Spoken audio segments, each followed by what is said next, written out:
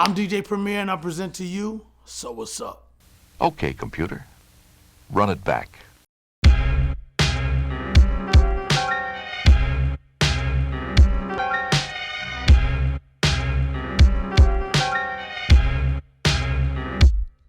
So what's up? This is another double disc situation, and it's mandatory because a lot of people don't know the story, a lot of people do. Just like the Hard to Earn anniversary last week with episode 53 of Dwick, this is being warned because this episode is taped on March 9th for the Notorious B.I.G. Of course, I don't like to really salute his death. I'd rather salute his born day. But in this particular case, it says, remember, these were, actually, you know what's so crazy?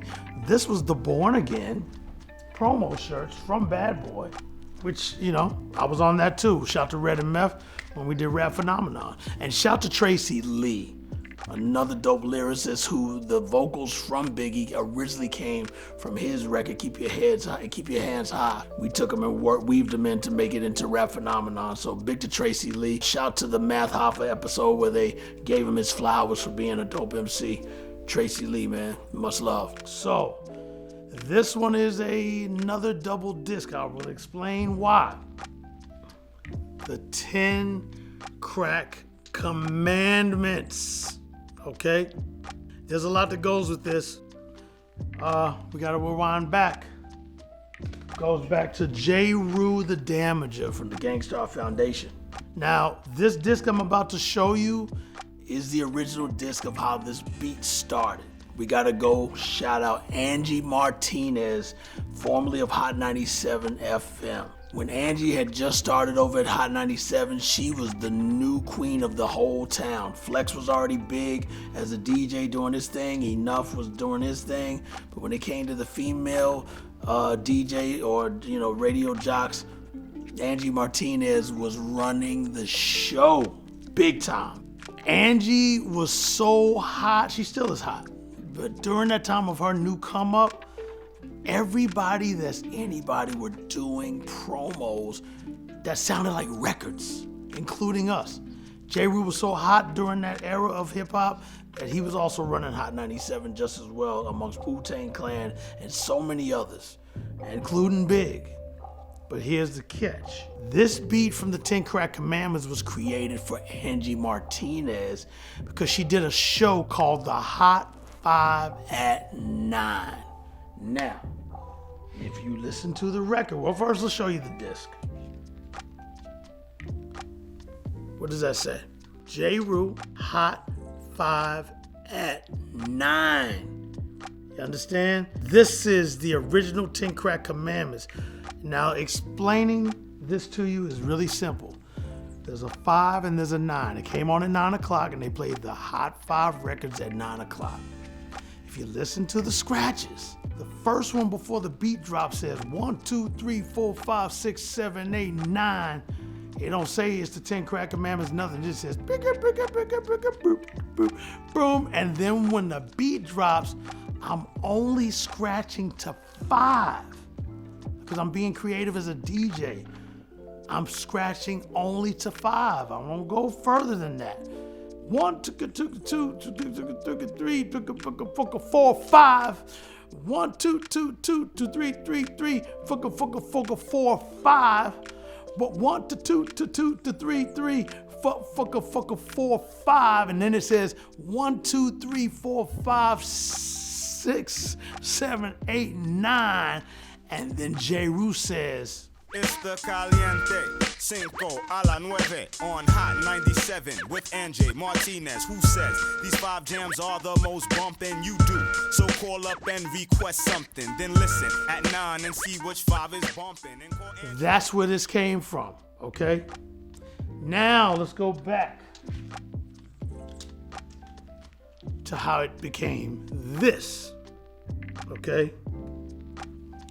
Now, the reason why the 10 Crack Commandments became what it is, just on a random day, Puff, who ran Hot 97, hard body. He could go up there anytime he wants, and obviously Bad Boy was just really, really running things at that era as well. This is where it comes in. He happened to be there on a day that Angie was playing the promo. She had mad promos, but that particular day she played J. Rule's again. Like, we'd be played on any day, but that particular day Puff was up there. I'm rolling around in my ride, and shout to my homie Danny, Queens. He hits me up. This is when we had pagers. Beep, beep, beep, beep, beep, beep. My pager goes off. I look at it, I see it's Danny. He goes, yo, turn on Hot 97. Puff's telling you to call him. I'm like, word? He said, yeah, he's telling you to call him. All right, I turn on Hot 97. Driving. They're doing it. He's being interviewed, just regular random hanging out, asking questions and whatnot. Then boom. By the time she goes, we're going to get into a song and we'll come back after this. He goes, Premier, call me. Now I hear it. Of course, us artists have a relationship with the radio stations. We have the warm line. A warm line is the phone that they pick up that y'all are calling to get on the radio and win prizes. We can call and talk to them directly. And I call the warm line. He puts Puff on the phone. Puff says, yo, Big needs that beat. His album's done. I had already done Kicking the Door, but we were doing a second beat. He said he wants that right there. Unfortunately, during the time that Big wanted to get this beat, there was a little tension between J. Rule, Puff, and members of Bad Boy over a song that was done called One Day. During that time, there was no communication between the two of them, and pretty much right now, everything was just at a flat standstill. This is what's so dope about it, though. He said, ask him anyway. Is there any way we can get that beat? Because the beat wasn't a record that we did for an album. It was just a promo. All right, so since it's a promo, it's really no giving a song away or anything like that. And it was tailor-made for Angie. So, matter of fact, even Angie talks about it. Angie, talk about it. And J. Rule the Damager did a promo for me for the High Five at 9. And Premier did the beat. So Big's driving around, here's the promo, calls Preemo, like, yo, what's this beat you gave Ange for the promo? He said, that's for her. Big said, I want it. I got an idea for it. Preemo called me and was like, yo, Big heard the promo. He wants the beat. Are you okay? I made it for you, but are you okay if I give it to him? I'm like, it's Biggie, of course. He can do whatever the hell he wants. I mean, I think it's very nice you would even ask me this. Yeah. And it was 10 Crack Commandments. With the whole 1, 2, 3, yes, 4, that was my countdown promo. But I never knew that's how he did that record. I never knew either. I remember Premier just told me this a few years ago. I was floored. I didn't even remember that conversation. But that's how Big was, though. Bottom line is, this is the dope part about everything. Puff said, ask J. Rule, can we get the beat? Angie said she's cool with it. I called J. Rule, and even with the tension that they were having, these were his exact words. Yo, man, that's hip hop. Yeah, give it to Big. That's the homie. That was what he said. Yo, that's hip hop. Give it to Big. That's the homie. You know what I'm saying? He said, I don't want no money. I don't want anything. Let him have it. And we gave it to Big. I brought the same J. Rule the Damager reel to Daddy's house, which was Puffy's studio, and just put it on the tape machine and just muted J. Rule's vocal. And I said, damn, it don't go to 10. What am I gonna do? I remember Keith Murray had an intro on his album and it said T-minus 10, 9, 8, like when you do a liftoff from a rocket ship. And when I heard that 10, the way it goes 10, I was like, that's it. And I just overlapped it. When it got to 1, 2, 3, 4, 5, 6, 7, 8, 9, I said 10. That's why it doesn't sound like the Chuck D line. Shout to Chuck D, the icon of Public Enemy. And next thing you know, that record was in motion. And the crazy thing was, in the Notorious movie, the part where he's sitting there, shout to Gravy, who did a great job playing Big. The part where he's sitting in the studio and Sky's the Limit is playing, and he's sitting there smiling, going, yo, I'm the greatest. That was really the 10 Crack Commandments session. It was me, Lil C's, Gutter. I remember Big sent C's to McDonald's to get some food, and on his way out, he said, yo, man, I hope somebody robs you, C's. And C's like, and I'm like, why would you want somebody to rob C's? He said, because he crippled me. Just like he said in the song, Long Kiss Goodnight. Peep the lyrics. Short change niggas, snort cane niggas, extortion came quicker, bought the range nigga, it still tickle me. I used to be as strong as Ripple B, to little C's cripple me, now I play hard like my girl's nipples be. You know, he said it jokingly. Obviously, he loves C's so much, and he still does, even from up above. So, it was just a fun session, and the crazy thing is, after that song was done, he goes, Preem, I did it! I'm the greatest! And I remember I just looked up like, wow, album's done, and it's done and complete to this song right here. And boom. From that time, that unfortunate demise of him passing on March 9th, and people got their hands on this album, I went to Summer Jam that year because Puff and them performed at Summer Jam, even though Big was supposed to be the performer of the Bad Boy Summer Jam episode 1997. Dude, and Dudettes, they played joints off the album from More Money, More Problems, to Kicking the Door, to Hypnotized. But when they dropped that 10 Crack Commandments, I remember the building shook and roared, where it was almost like, yo, did you feel that? It was crazy. It's gonna be hard to come on there without B.I.G, man. It's the 10 Crack Commandments. That's when I knew we did a very big explosion with that record. And to this very day, anytime I do it, it pops off and does what it does. And damn, we miss you, Big. Wish you were still here, but you know you're in here with all of us and all your fans and all your loved ones all around the world and your kids. And, oh, let me explain. Once J. Rue approved to give it to him, just as a backup, I never wanted to get rid of the Hot 5 and 9 one because this is special, because this is where it was born from. I made a copy, duplicate of it, and then made the Crack Commandments disc.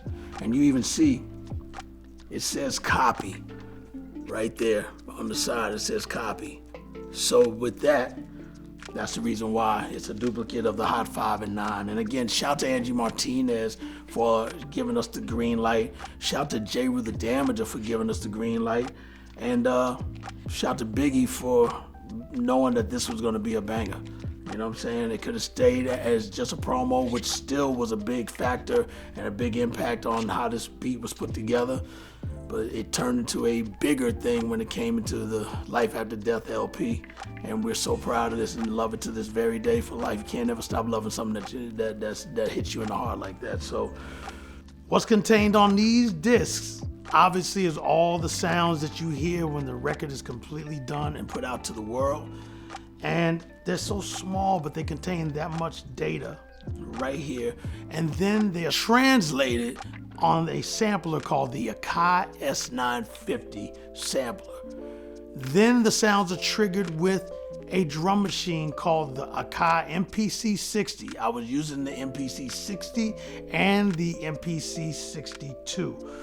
Those were the Roger Lynch, man, one of the greatest to ever make this shit happen during that era. Obviously, he moved on later, but during that time, those two machines were through Roger Lynch. Moving forward, in order to put the sounds onto tape, not digital, no Pro Tools yet, 2-inch tape machine is where everything's recorded to, all right? And from there, 24 tracks. If you had more than that, you had to get another tape machine called a slave where you could do another 24, or if you had a 48 track board. But we weren't going that far with our hip hop joints. We was keeping it simple but still effective. From there, there's a small box called the Roland SBX80 that makes everything read each other and talk in sync once you put the stuff down onto tape. So when you hit the record button on the tape, everything starts in sync on time through a code called time code. We also call this SMPTE. Now we're going to insert this into the S950 sampler. And then once you put that in there, the next thing you are going to hear once the tape starts is this. 1, 2, 3, 4, 5, 6, 7, 8, 9. It's the 10 Crack Commandments. Wow. Man can't tell me nothing about this code. Can't tell me nothing about this crack, this weed, and my hustler niggas. Niggas on the corner, I ain't forget you niggas. My triple B niggas. 1, 2, 3, 4, 5, 6, 7, 8, 9. I've been in this game for years. It made me an animal. There's rules to this shit. I wrote me a manual, a step-by-step booklet for you to get your game on track. Not your wig pushed back. Rule number uno. Never let no one know how much dough you hold. Cause you know. There you have it.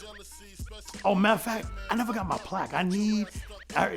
Biggie's Diamond. There's not a lot of artists that went Diamond. Diamond's 10 million and up. I need my plaque. I love plaques. But regardless, with or without that, the history's laid, and I'm a part of that history. And we love you, Big. Remember Big forever and always. All right? Brooklyn! And that's what's up. Heard this before. Never get high on your own supply. Number 5, never sell no crack where you rest at. I don't care if they want an ounce, tell them bounce. Number 6, that goddamn credit, get it. You think a crackhead paying you back? Shit, forget it. 7, this rule is so